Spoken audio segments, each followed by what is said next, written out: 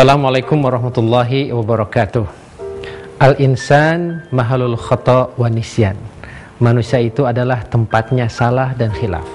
Setiap kita pasti punya salah. Setiap kita pasti punya kekhilafan. Baik secara diri pribadi, secara keluarga, secara masyarakat, bahkan secara bangsa. Kita sebagai guru mungkin punya salah kepada murid, pernah ngejewer dia terlalu kencang. Kita sebagai hakim mungkin pernah memutus hukuman yang kurang adil. Kita sebagai jaksa mungkin pernah menuntut tidak pada proporsinya. Kita sebagai petani mungkin pernah menzolimi tetangga kita.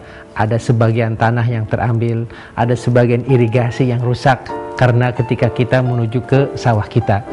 Kita sebagai aparat mungkin juga punya salah. Kita sebagai anak, apalagi kepada ibu dan kepada ayah. Bahkan kita dengan sesama peers kita di kantor pun pasti punya banyak kesalahan. Kesalahan adalah satu hal yang wajar. Yang tidak wajar adalah kita tidak mampu belajar dari kesalahan-kesalahan lalu. Kemudian kita tidak mau menghentikan kesalahan itu, dan kita tidak mau melangkah satu langkah yang lebih baik untuk mengganti kesalahan-kesalahan yang lama. Oleh karena itu, Imam Raghib Al-Asfahani mengatakan, untuk menjadi seorang yang mampu memperbaiki diri, ada 4. Pertama, atau 3 yang pertama adalah syarat kita bertobat, berhenti dari kesalahan, kemudian kita mohon ampun, dan berjanji untuk tidak mengulangi kesalahan tersebut. Ini adalah hal yang biasa dalam proses tobat. Tetapi yang luar biasa, kata Imam Ar-Raghib Al-Asfahani, adalah melakukan satu aktivitas lain tambahan yang bisa menambal kesalahan lalu sehingga secara akumulatif menjadi lebih baik. Nah, itu adalah yang umum, yang biasa. Tetapi satu hal yang luar biasa, Rasulullah SAW pernah menyampaikan salah satu sabdanya yang luar biasa, di mana beliau mengatakan, Innallaha amaroni an asila man qata'ani, wa an amaroni an a'tiya man haramani, wa amaroni an a'fuwa man zalamani, atau kama qala alaihi salatu wassalam.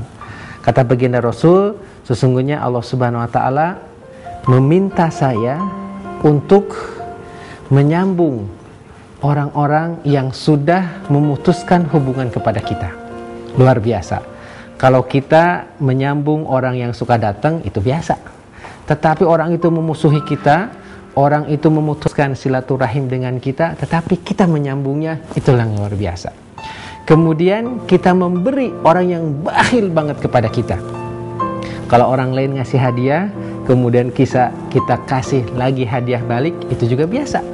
Tetapi ketika orang itu bakhil, nggak pernah tahu kita lagi kesulitan, nggak pernah tahu kita lagi di rumah sakit, dia membantu kita dan menolong kita, itu yang luar biasa. Kemudian yang ketiga adalah untuk memaafkan orang yang menzolimi kita. Kalau kita punya kesalahan, dimaafkan oleh orang lain, dan orang lain punya kesalahan, kita memaafkan, itu biasa, saling memaafkan. Tetapi ketika yang satu itu menzolimi kita, kemudian kita maafkan, itulah yang luar biasa. Jadi ketika kita mengatakan maafkan saya, itu ternyata hal yang biasa. Yang luar biasa itu adalah ketika kita dalam pihak yang benar, teman kita dalam pihak yang salah, dengan besar hati kita memaafkan dia. Karena meminta maaf ternyata jauh lebih mudah dari memberi maaf. Meminta maaf dilakukan oleh orang yang salah, tetapi memberi maaf dilakukan oleh orang yang benar. Nah, kadang-kadang orang yang benar itu merasa dia dalam pihak yang benar, nggak mau ngasih maaf. Mudah-mudahan terutama di bulan-bulan suci seperti bulan Ramadan, kita bisa membuka pintu maaf kepada orang yang mungkin menzolimi kita, mungkin punya hak atas kita, kita maafkan dia. Dan jikalau kita punya kesalahan, kita cepat-cepat meminta maaf kepada dia, sehingga akhirnya kita menjadi insan yang bersih dan menjadi insan yang kembali kepada fitrah.